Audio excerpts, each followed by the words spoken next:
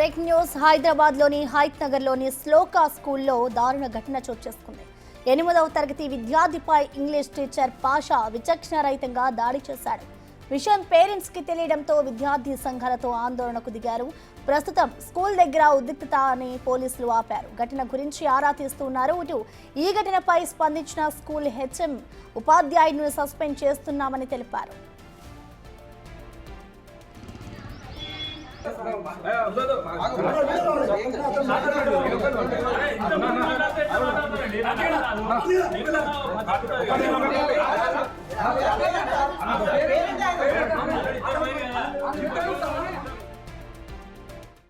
రోజు ఉదయం శ్లోకా స్కూల్లో ఒక విద్యార్థి పైన విపరీతంగా పాషా అనే ఇంగ్లీష్ టీచర్ దాడి చేసిందని తెలిసి వాతలు తేలేటట్టు కొట్టిందని తెలిసి మేము ఈ స్కూల్ కి రావడం జరిగింది.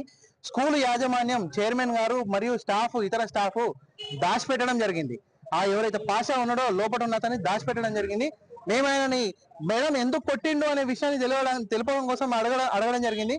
అడగగా వారు దాచిపెట్టి సార్ మా సార్ ఏం తప్పు చేయలేదన్న విధంగా బిహేవ్ చేస్తున్నారు.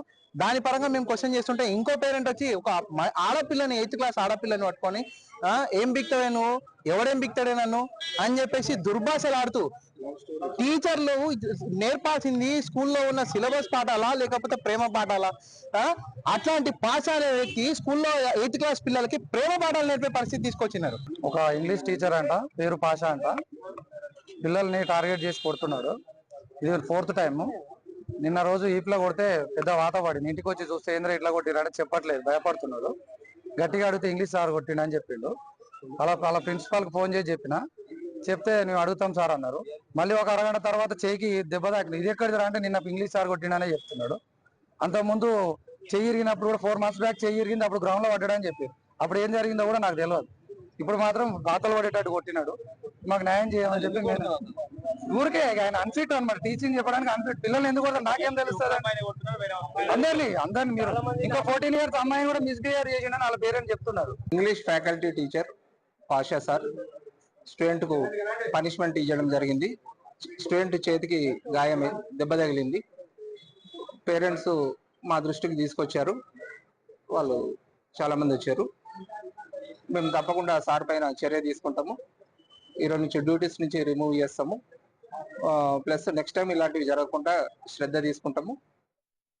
ఈ ఘటనపై పూర్తి సమాచారాన్ని మా ప్రతినిధి విజయ్ అందిస్తారు. విజయ్, చెప్పండి, ప్రస్తుతం స్కూల్ వద్ద ఆ పరిస్థితి అదుపులోకి వచ్చిందా? దీనికి సంబంధించి ఇటు స్కూల్ యాజమాన్యం ఏం చెప్తుంది విజయ్? ప్రసన్న, ఇక్కడైతే పూర్తిగా ఆ యొక్క ఉధృత పరిస్థితి అయితే ఆ వాతావరణం అంతా కూడా అదుపులోకి వచ్చిందనే చెప్పాలి. ఎందుకంటే ముఖ్యంగా ఈ ఘటన వెనుక ఇంగ్లీష్ టీచర్ పాషా అనేటువంటి ఇంగ్లీష్ టీచర్ అయితే ఉన్నట్టుగా కూడా తెలుస్తా ఉంది ప్రధానంగా.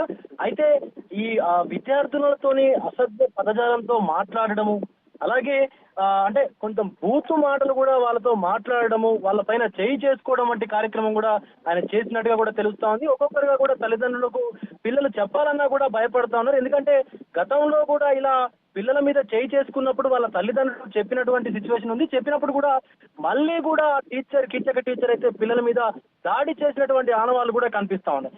ఈవెన్ వాతలు తేలేటువంటి పరిస్థితి అయితే ఉంది. వాళ్ళ శరీరం మొత్తం మీద కూడా వాతలు తేలి అవన్నీ కూడా కనిపిస్తా ఉన్నాయి. అయితే ఇంకొక దారుణమైన విషయం ఏంటంటే, సో హైదరాబాద్ లో ఉంటూ పిల్లలందరూ కూడా ఈ యొక్క శ్లోకా స్కూల్లో చదువుతా ఉన్నారు.